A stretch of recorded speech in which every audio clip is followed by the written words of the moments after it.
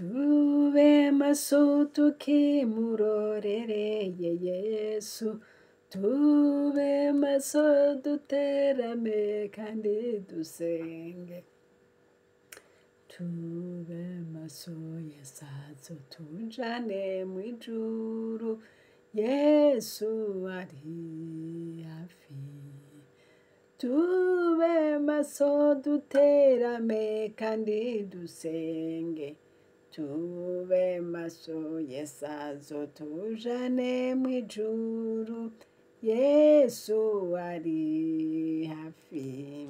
Haleluya bene data, ndasubiye kubaramutsa mu izina ry'umwami wacu Yesu Kristo. Ni indirimbo ntanguje ko ngo tube maso tukimurorereye Yesu, tube maso duterame kandi dusenge, Imana nibaha umugisha. Muri kumwe rero na Françoise Habonayo, nejejwe n'Imana mu mutima wanje kuko isuye kumpa aka kanya kugira ngo tuganire ivy'umwami Imana yashize ku mutima wanje. Twongeye dusenga Imana. Gitandara, ndagushimiye mwami wacu Yesu Kristo, urakoze kuko unkundiye kongera kugaruka kuganira na bene data. None ndi imbere yawe Yesu, ndakwinginze ngufashe kandi unshoboze, kandi bene data bankurikira bose n'abazonkurikira ikindi gihe, ndakwinginze ngo mwami Imana ubahe umugisha, ubagirire neza, uzobukoze mu izina rya Yesu niho ndabisabye, amen. Muri kumwe na Françoise Habonayo rero, Imana ndayishimiye kuko unyemereye kongera kugaruka. Dusangire ijambo ry'Imana riri hariya muri Zaburi igice c'17, hariya ku murongo wa 4 haravuga ngo, ku ruhande rw'ibikorwa by'abantu jeho kwitondera ijambo ry'iminwa yawe niko kwampaye kwirinda inzira z'abantu b'ibirara. Intambuko zanje zirashinze mu nzira zawe, ibirenge byanje ntibinyerera. Ndakwambaje kuko utobora kunyishura, Mana ntegera ugutwi wumve ibyo mvuga mu izina rya Yesu, amen. Ngo ku ruhande rw'ibikorwa by'abantu, ngo jeho kwitondera ijambo ry'iminwa yawe niko kwampaye kwirinda inzira z'abantu b'ibirara. Mwene data uri kurankurikira, shaka tuganire ku ijambo rivuga ngo kwirinda inzira z'abantu b'ibirara. Iyo umuntu agomba kugenda neza, akwiye kugenda yirinda kugira ngo udahavugwa mu mutego Satani we nyene yateze, kandi imitego myinshi iba iriko irarondera abana b'Imana. Rero iyo utabaye maso uyigwamwo utabizi. Satani agwanya igikorwa c'Imana, Satani agwanya abantu b'Imana, kandi Satani ico akora igihe cose yama agomba ko ubutumwa butatera imbere, yama ashaka ico cose cotukisha umwami wacu Yesu. Rero mu kintu cose dukora twame turaba mbega inyungu y'ubwami bw'Imana iri muri iki kintu ndiko ndakora ni iyihe? Inyungu yo mu bwami bw'Imana Imana yoraba ikanezererwa n'ibi bikorwa ndiko ndakora ni iyihe? Usanze harimo inyungu ubikorana umwete, usanze ata nyungu irimwo, ahubwo hari inyungu nyinshi cane zo kwa Satani, ubireke kuko wewe uri umukozi w'Imana atari umukozi wa Satani. Ijambo ry'Imana ryavuze ngo ku ruhande rw'ibikorwa by'abantu, ngo jeho kwitondera ijambo ry'iminwa yawe niko kwampaye kwirinda inzira z'abantu b'ibirara. Inshuti yanje mwene data, kwirinda inzira z'abantu b'ibirara ntiwobishobora utabifashijwemo n'ijambo ry'Imana, kuko ibintu byinshi abantu bakora womenga ni vyiza, ariko iyo birabiye mu cirore c'ijambo ry'Imana niho uca usanga harimwo umutego wa Satani. Rero niwashishikara gusoma ijambo ry'Imana ukagendera mu ijambo ry'Imana, bizoguha kwirinda izi nzira mbi z'abantu batubaha Imana. Imana idufashe. Ndashaka dusubire muri rya jambo ry'Imana yo muri Luka igice c'icenda.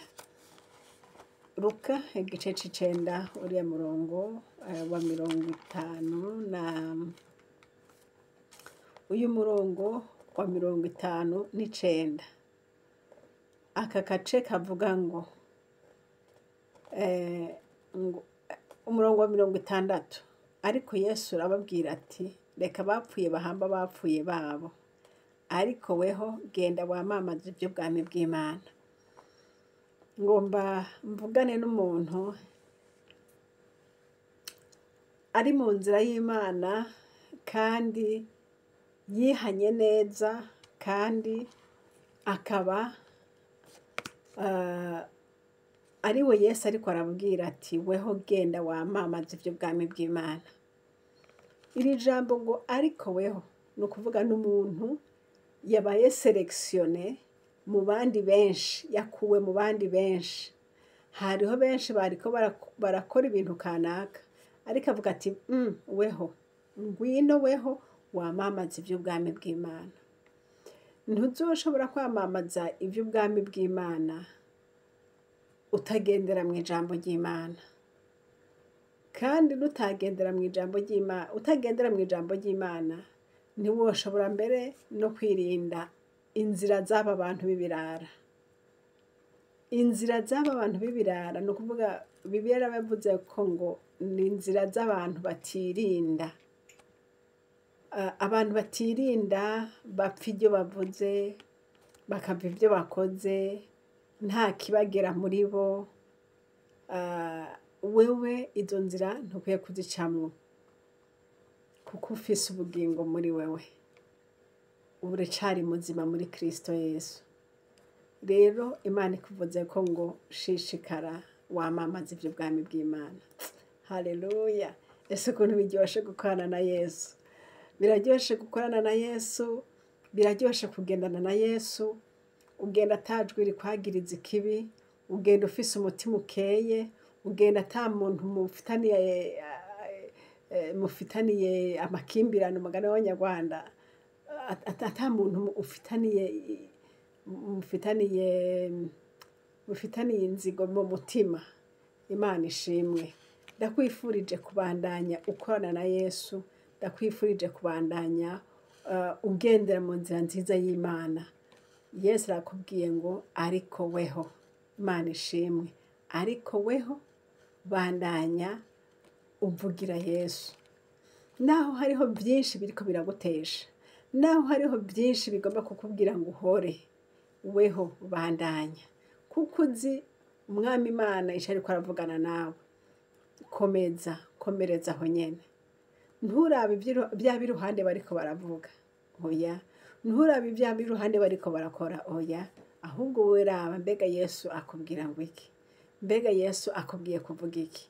Umviriza mpwemu yera, umviriza icyo Umwami Imana ariko arakubwira, maze ubandanye gukora.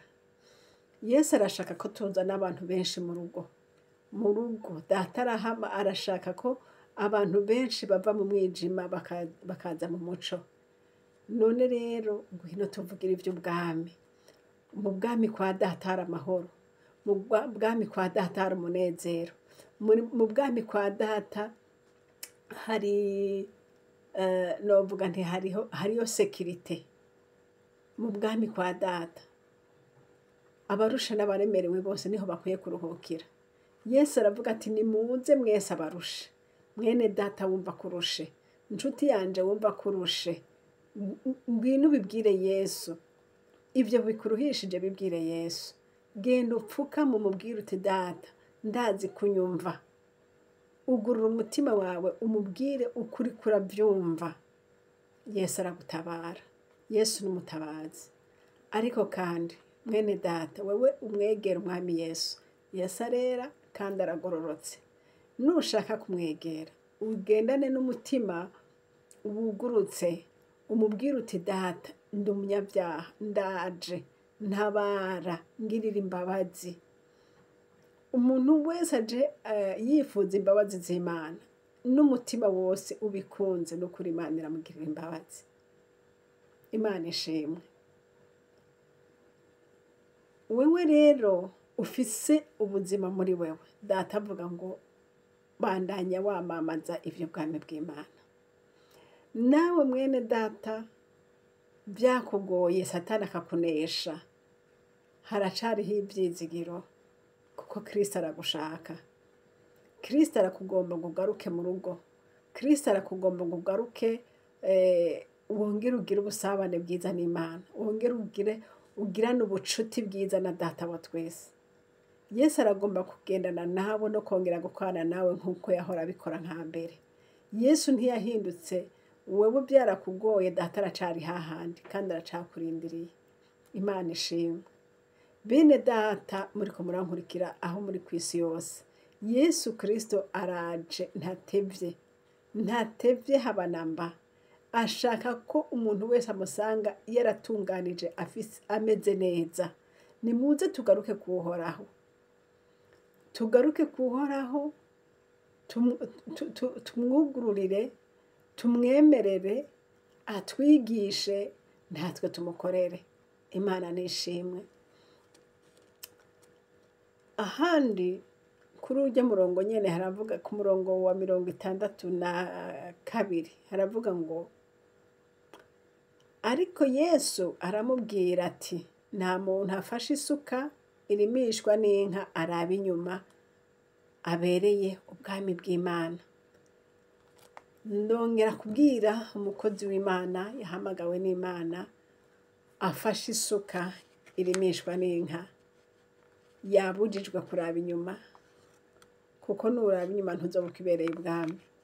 Ariko icatumye umwami Imana aguha ako kazi uriko urakora kwari kugira ngo umukurikire nawe akuja imbere, kwari kugira ngo uko uhagaze, uko witiririrwa Yesu umuhesha icubahiro mu kubaho kwawe kose, nturaba inyuma. Mwene data wahamagawe n'umwami Imana, raba imbere. Ibigusamaza naho vyoba vyinshi gute, amatwi y'abariko baragutesha inzira, amatwi y'abariko barakugora, reka kuyumviriza, ahubwo umviriza ijwi rya Yesu rikubwira ngo iki. Komeza, fata gose iyo suka ntuyirekure, raba imbere nturaba inyuma, kora igikorwa cawe wahamagariwe. Kristo Yesu ari kumwe nawe. Ndashima Yesu. Yesu yavuze ngo sinzoguhemukira, sinzoguta. Yesu yaravuze ngo naho uzoca mu mazi, amazi ntazokurengera. Nukuvuga ngo umuntu w'Imana yahamagawe n'Imana arashobora guca mu bintu bimeze nk'amazi menshi, ibintu bikomeye biteye ubwoba, ariko Kristo yaravuze ngo ntibizokurengera. Imana ishimwe ngo ntazokurengera. Ivyo Yesu ariko aragucishamwo bishoboka ko ariko araguforma, bishoboka ko ariko aragukuramwo amanyama, bishobora ko ariko arakwambura vya bindi vyose Satani yari yaragupomfyemwo bigatuma waragaye ukamera nk'igipurizo. Ivyo vyose kugira ngo Yesu abigukuremwo, afise inzira bicishamwo, afise inzira bicishamwo. Uyu munsi uriko urakubitika, uyu munsi uriko uratukwa, uyu munsi uriko urambuga impuzu, ariko atari uko Imana ikwanka, ahubwo ari uko Imana igukunda. Nta kintu na kimwe Imana ikora itabifisemwo inyungu. Ikintu cose data akora agifisemwo inyungu. None rero ivyo uriko uracamwo, inshuti yanje mwene data, uko bimeze kose rangamiza Yesu, uraba ico Yesu agushaka kwicarico. Ushobora kuvuga ngo ngo ndi mu mageragezwa, ngo ndi muhe bigoye, ngo bimeze uku. Uri mu mageragezwa, uri mu bihe bigoye, ariko niba ari iyo nzira Yesu yaguciriyemwo, unama uyicemwo neza, kandi iyo nzira ntuyipfiremwo, ahubwo uyikiriremwo. Niba warapfuye, Yesu aguhe kuzuka, uzukire muri iyo nzira nyene. Niba uriko uraca mu mageragezwa kanaka, yesu agomba kwambika inkomezi, agomba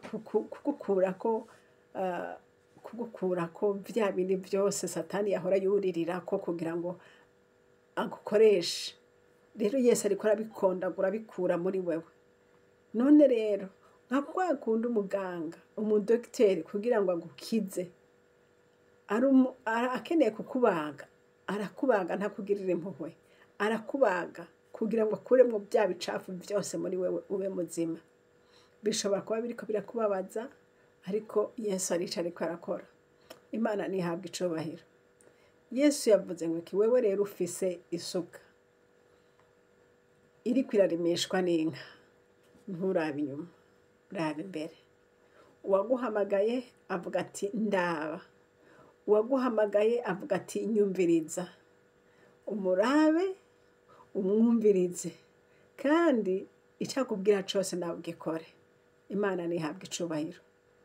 Ndiko ndavugana n'umugwi umwe gusa w'abantu yesu yavuze ati nkurikira wamamaze iby'ubwami bw'Imana.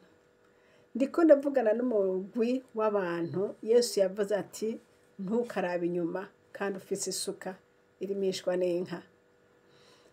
Ndiko ndavugana n'umuntu afitaniye isezerano ry'Imana, akaba ahagaze neza mu Mana.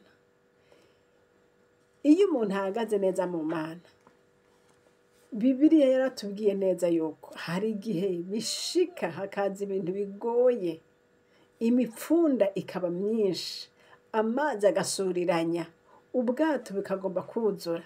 N'abigishwa ba Yesu byarabagendekeye gutyo, kandi bari kumwe n'umwami Yesu. Ariko byarabaye, ni nk'uko nawe bihora bigushikira. Impfu zikinjira, ingwara zikinjira, ubukene bukinjira, kandi muri kumwe na Yesu. Ariko Yesu yaravuze ngo uko byaba bimeze kose muhamagare Yesu. Yesu niwe ashobora guhoza uwo muyaga ukubise hirya no hino ukaba ugomba kugutembana. Yesu niwe afise ububasha bwo kuzibira ayo mazi. Ayo mazi ariko aragomba kuzura mu bwato urimo. Yesu aguhezagire mwene data. Hamagara Yesu. Yesu arabishoboye, byose arabizibiza. Yesu numugira neza. Yesu niwe wenyene yavuze ati mpamagara nanje ndakwitaba, nkwereke ibyikinze. Yo haleluya, ibyo utari bwabone. Bene data, hari byinshi cyane tutarabona, hari byinshi cyane mu Mana, hari ibyumba byinshi mu rugo rwo kwa data. Rero ibyo tutarabona ni byinshi, ariko kandi twobibona gute tutarambara guca bugufi? Twobibona gute tutariyambura uyu mubiri udutera ubwibone ukadutera n'ibindi n'ibindi n'ibindi? Twobibona gute tutarigisha ururimi rwacu kuvuga ibyiza? Twobibona gute Imana idutabare tutaramenya kumenya, tutarasobanukirwa aho dukwiye guhagarara hariho, tujana n'ibije byose? Erega ibije byose ntibidusaba ko natwe tubijamo.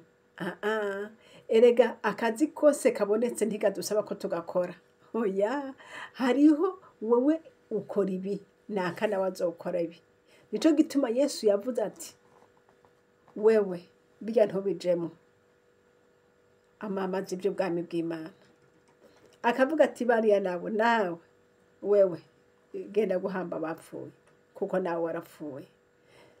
Icyo ndiko ndavuga hano bene data, ndiko ndabwira uyu muntu Yesu yavuze ati ngwino wamamaze iby'ubwami bw'Imana. Mu gukorera Imana harimo umugisha, mu gukorera Imana harimo umunezero, mu gukorera Imana harimo amahoro menshi. Haleluya. Mu gukorera Imana byose biriyo. Imana ishimwe. Nubwo hoza intambara zikaduka zigasuriranya zikaba nyinshi, dufise data yaranesheje, kandi ko yanesheje natwe tuzonesha. Dusoma ijambo ry'Imana hariya muri Luka igice c'10, hariya ku murongo wa 2 haravuga ngo arababwira ati ivyimburwa ni vyinshi, ariko abimbuzi nibo bake. Nuko nimwinginge nyene ivyimburwa arungike abimbuzi mu vyimburwa vyiwe. Beneda, ivyimburwa ni vyinshi, ariko abimbuzi ni bake.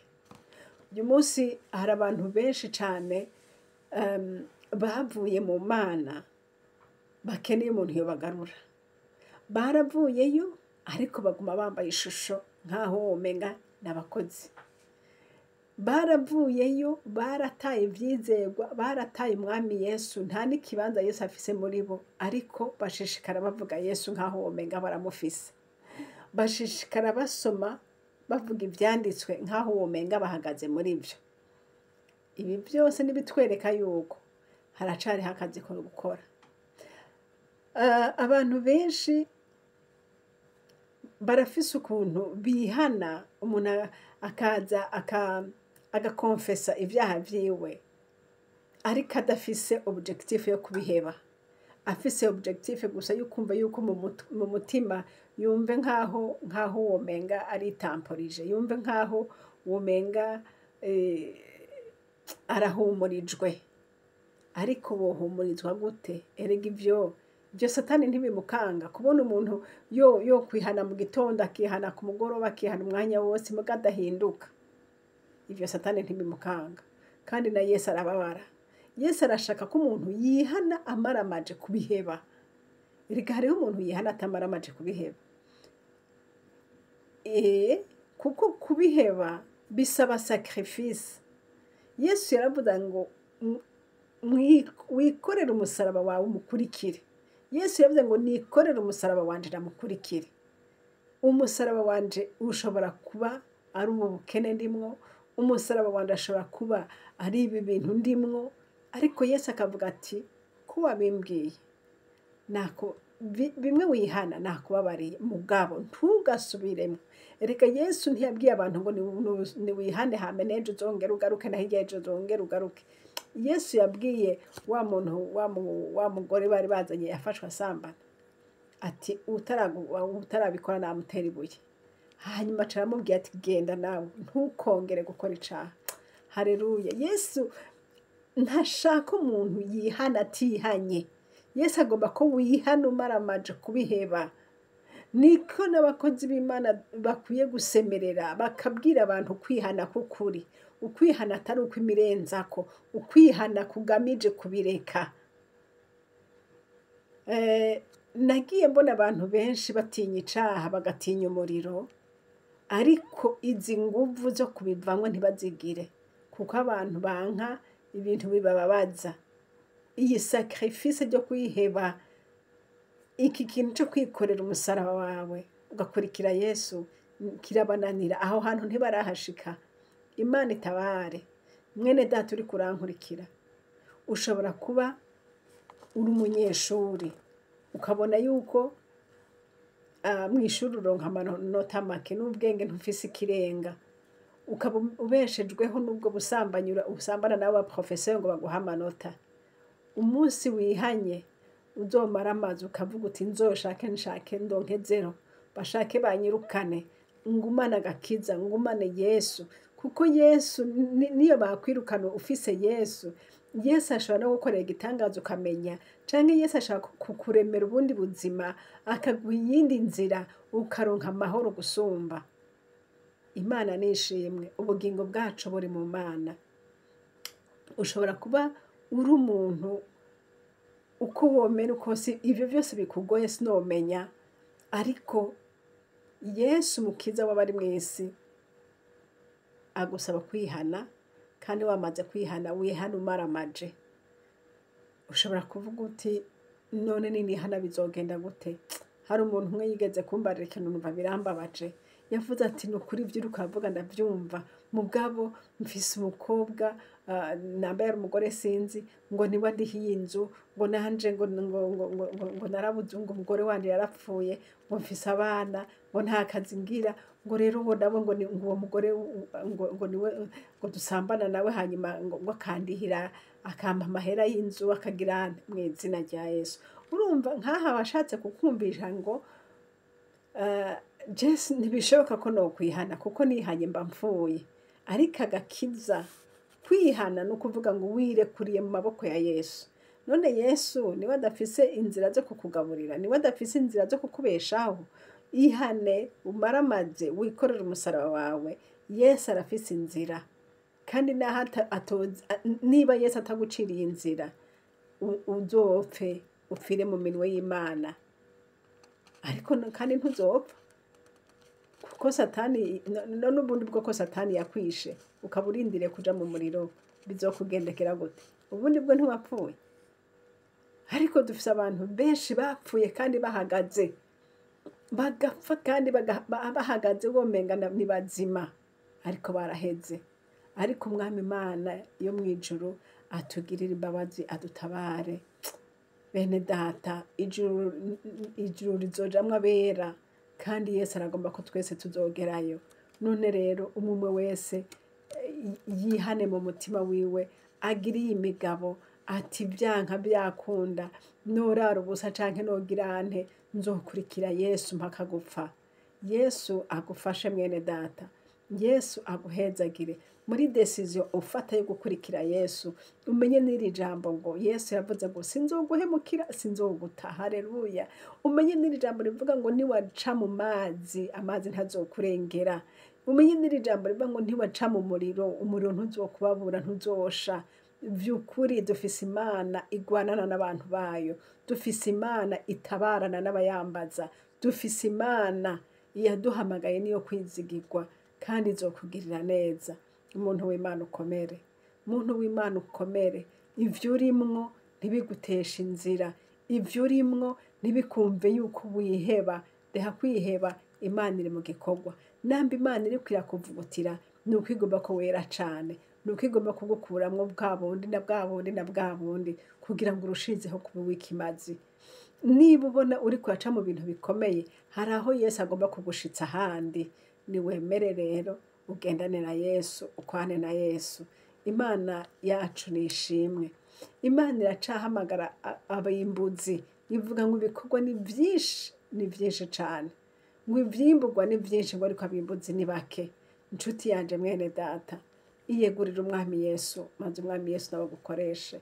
Iyegurira Umwami Yesu, aragukeneye kugira ngo abohore bariya baboshwe n'umwasi.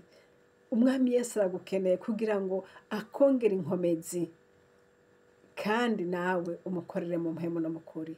Imana Data nibahezagire mwese. Amen. Mwari kumwe na Françoise Habonayo. Inomero za telefone ni za zini, ni +46 768 0065 46. Kandi iyi shene turiko ni Chaine Habonayo. Uhoraho Imana aduhana umugisha namwe. Amen. Ndagushimiye Mwami wanje Yesu, gitandara wowe ukomeye. Ngushimiye Mwami Imana wavuze ngo abimbuzi ni bake, ngo ariko ivyimburwa vyovyo ni vyinshi.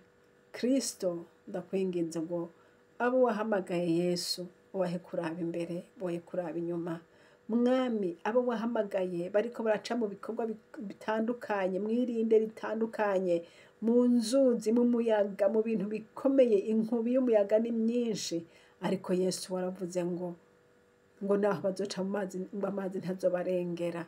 Ndakwinginze ufata abakozi bawe abo wahamagaye mw'izina rya Yesu, abariko baraca mwirinde rikomeye. Ndasabye ngo ubafate ukuboko Mwami Imana, ubarinde umuyaga ntubatware mw'izina rya Yesu Kristo. Umuntu wese uri kuravugutira Mana, ndasabye ngo mukomeze, ubuzuzemwo inkomezi mw'izina rya Yesu.